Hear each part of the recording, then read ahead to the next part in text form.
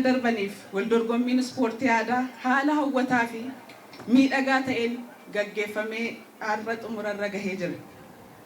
Hunda caala sagantaa guddaa godina 20 fi magaalota 19 hirmaachise kan bifa cululuqaa ta'een eegalchiistanii milkaa'ina olaanaadhaan xumursiisuu danda'u keessaniif hoggansi naannoo kana jirtan waajjirri dargaggoof ispoortii godina aanaa as jirtan dabalatee baga gammaddan. Gammachuun koo olaanaa akka ta'e maqaa kootii fi maqaa dargaggoof biiroo dargaggoof ispoortiitiin isin ibsuun barbaada. Ispoortiin aadaa bu'uura ispoortii ammayyaati. Aadaan immoo calaqqee eenyummaa keenyaati. Aadaan ibsituu bilisummaa saba tokkooti. Kanaafis mootummaan xiyyeeffannaa olaanaatti kenne haaromsa aadaa qopheessuudhaan akka naannoo keenyaatti hojiiwwan hunda keessatti haaromsi aadaa akka hojiirra ooluuf kan taasifamaa jiru. Waltajjii tokkummaa uummatummaa ittiin ibsamudha. Taateewwan gurguddoo uummanni muuxannoo fi beekamtii ittiin waliif kennudha. Kanas guyyoota 10 darban waliin qooddachaa akka turtan amantaa guutuun kaasuun nan danda'a. Ispoortii aadaa guddisuun aadaa guddisuu. Kanaaf ispoortiiwwan aadaa naannoo keenya keessa jiran karaa guutuu ta'een akka adda ba'anuu fi sochii yeroo ammaa biiroon keenya jalqabee jiru deeggaruun waldorgommii keessa galchuu gahee hunda keenya irraa eegamu ta'uu hubachuun qaamni hunduu hojii kana xiyyeeffannaa olaanaadhaan hojjechuu qaba. Bara kanarraa jalqabee gosa ispoortii har'a yeroo bara kanatti itti waldorgomneen dabalatee gosa ispoortii 2 gosa ispoortii aadaa 2 ogeessotaan qoratamee kan hojiin jalqabame waan ta'eef bara dhufurraa kaasee gosti ispoortii aadaatti waldorgomu kan dabalatu akkasumas lakkoofsi ispoorteessitoota aadaa kan dabalamu akka ta'e isinii kaasuun barbaada.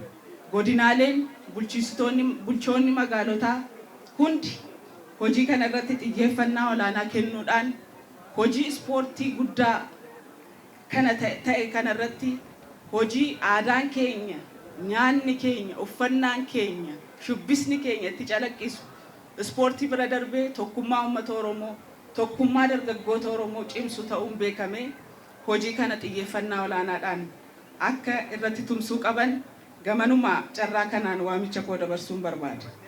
Garaa biraa ispoortiin aadaa waggaatti yeroo tokko dorgomuun bu'uura uummataa qabachiisuu waan hin danda'amneef garee adda addaa fi kilabii adda addaa gurmeessuun dorgommiin isaa waggaa guutuu akka dorgomamu taasisuun nurraa eegama.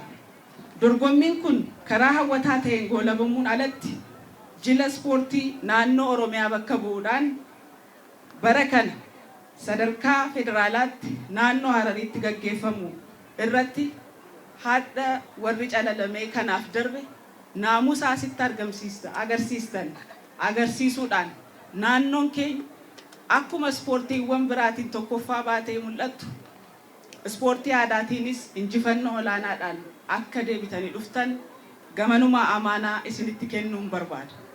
Ibsuun barbaada. Nu galatoomaa ulfaadha. Akka waliigalaatti warri mo'attanii har'a meedaaliyaa fudhattan, waancaa fudhattan kanaan osoo hin dhaabbanne hojii irra caala cimsitanii baratti hojjettanuuf kaka'umsa akkasinii ta'u. Warri immoo hirmaattanii osoo immoo waancaaf meedaaliyaan argatin haftan warra dorgomaa cimaa bara dhufuu taatanii gaadharraa kaastanii qophii akka taasistan akkuma kana akka waliin jalqabne waliin hojiiwwan gara fuulduraatti hojjennu akka waliin nu tumsitan waamicha koo isinii dabarsuun barbaada. Naa ulfaadhaa, baay'een isin jaalladhaa, naa galatooma.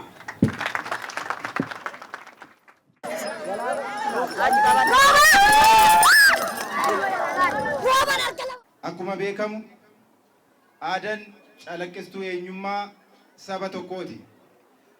Aadaan hawaasummaa jijjiiruu keessatti, dinagdee jijjiiruu keessatti, siyaasa jijjiiruu keessatti, kanaa olitti immoo xiinsammuu namaa, beekumsa, dandeettii, kalaqaa fi ariitii hawaasa tokkoo jijjiiruu keessatti gaheen inni qabu gahee olaanaadha.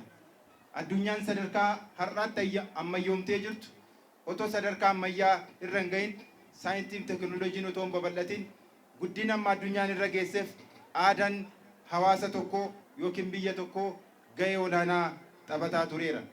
Oromoon galaana kan ta'e aadaa sirna gadaa guddifachuun siyaasa keessatti, dinagdee keessatti, hawaasummaa keessatti, walitti dhufeenya keessatti addunyaa irratti akka beekamu kan godhee fi har'allee imala badhaadhinaa eegalle keessatti gahee leencaa kan taphataa jiru aadaa guddummaa Oromoo ibsu sirna gadaa keenya.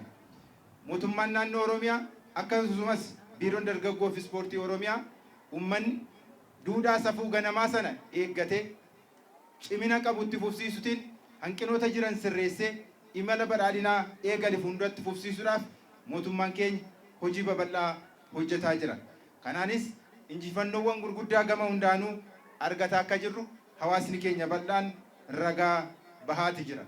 Feestivaalli ispoortii aadaa 31ffaan godina Shawaa Kibba Lixaa magaalaa Tullu Boolloo irratti gaggeeffame dhugaatti kaasuudhaaf waan biiroon dargaggoo fi ispoortii Oromiyaa fi akkasumas mootummaan naannoo Oromiyaa akka galmaatti qabate hunda caala kan milkeessee fi Oromiyaan mara walitti dhufee yaadan xiinsammuudhaan tokkummaadhaan muuxannoo wal jijjiiruutiin waa hundaanuu injifannoo guddaa kan itti agarsiisee fi kan itti galmeesse kan yeroo kamiyyuu caala tokkummaa saba keenyaa, tokkummaa Oromoo, tokkummaa sabaaf sallammii hundaa ol immoo daandii hidhaamuu qabannee jirru gara fuulduraatti saffisiisuu keessatti calaqqee guddaa kan itti agarsiisedha.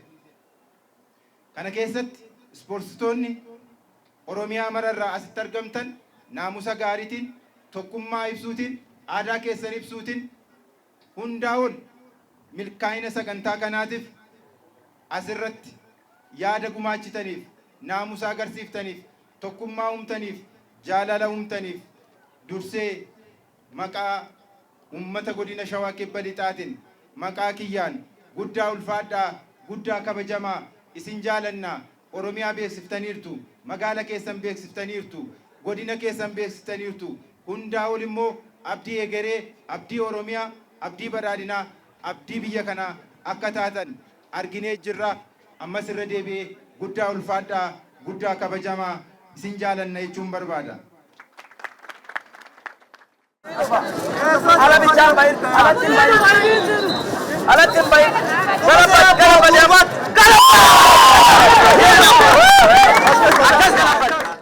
Gosa kamiin hirmaatte?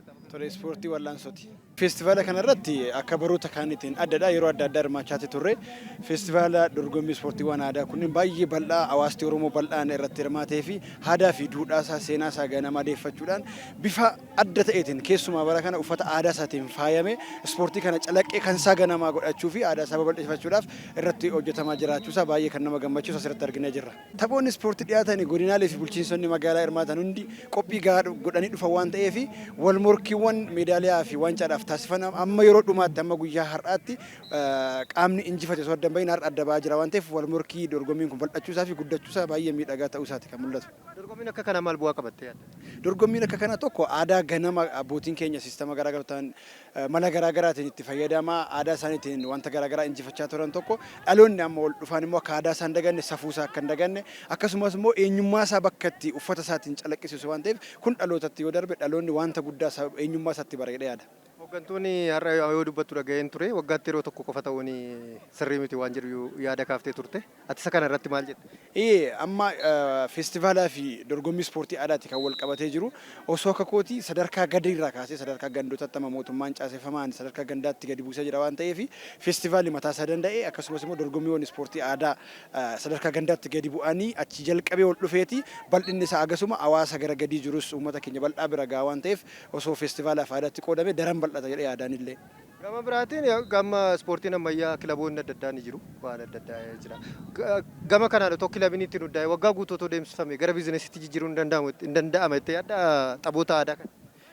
Ni danda'ama amma babal'ataa jira waan ta'eef bulchiinsonni magaalotaa fi akkasuma godinaaleen yoo kilabiitti mataa isaanii hundeessan tapha marsaa ta'ee taphatamuu danda'udha jechuudha. Marsaadhaan yoo gareen baay'een hirmaatan tapha marsaa ta'ee federeeshinii mataa isaatiin hoogganame yoo babal'ate waggaatti yeroo baay'ee deddeebi'ame hawaasni ispoortii kana bal'inaan ilaaluu danda'a jedhee yaada. iyyee yoo babal'ate sirriitti hawaasti kun gareedhaan gareewwan ammas jiran kun yeroo tokko dorgomanii waggaatti deebi'anii wal dorgomuurra marsaa yoo ta'e garuu yeroo hedduu wal argaa aadichis akkasuma dagataman deemu jedhee yaadannillee. Ispoortii kamiin hirmaatte tapha kanarratti? Ispoortiin ittiin hirmaadhu korboo wal makaa dhiiraaf durbaati. Dorgommiin bara kana haala bareedaadhaan gaggeeffame haaluma bareedaadhaan injifannee jirra. Tokkoffaa baanee abbaa giibaas taanee jirra. Taphni ispoortii aadaa kun egaa akkuma argitu tapha adda addaa jira korboo qofa otoo hin ta'in. Kun immoo waan Oromoon dur ittiin jiraachaa ittiin dhaloota sabaa barsiifachaa turedha. Akkam ta'uu qabattee yaaddatta akka nama tokkotti taphoonni kun akkam ta'uu qabattee yaaddatta? Taphni kun utuu sirriitti irratti hojjetame dhaloonnis warri waajjira ispoortiif dargaggoo keessaa hojjetan sirriitti irratti hojjetanii utuu dhaloonni dudduubaan jiran sirriitti hojii koo jedhanii utuu irratti bobba'anii hojjetanii jedhan. Akkami taphni ispoortii aadaa bara kana asitti magaalaa Tullu Boolootti gaggeeffama? Taphni aadaa ispoortii Tullu Boolootti gaggeeffame baay'ee waan nama duudha. Akkasumas immoo magaalonni Tullu Booloo asitti keessummoonni isaanillee baay'ee kan nama simatanidha. Jaalala namaa kan qabanidha. Bu'aan isaa tokkoffaa aadaa duraanillee kufe haga ammaatti olaantummaa yookiin immoo aadaa duraan kufe deebisuudhaaf jechuudha. Odoo akka kiyyaatti ganda gandatti illee bu'ee aana irratti bu'ee gadi bu'ee hojjetame baay'ee namadha. Hambaranaa immoo akkuma beekamu baay'ee waan nama dhufe baay'ee hawwataadha jechuudha akka yaada kootitti. Tokkoffaa ispoortiin jaalala tokkummaadha. Akkasumas immoo hawaasummaa walitti dhufeenya namaa kan walitti fiduudha. Namoota baay'ee walitti bare ani baranaa jalqaba kooti godina keenyarraa bakka bu'ee dhufuudhaan jalqaba kooti. Kanaafuu namoota baay'een bare jechuun maraadha.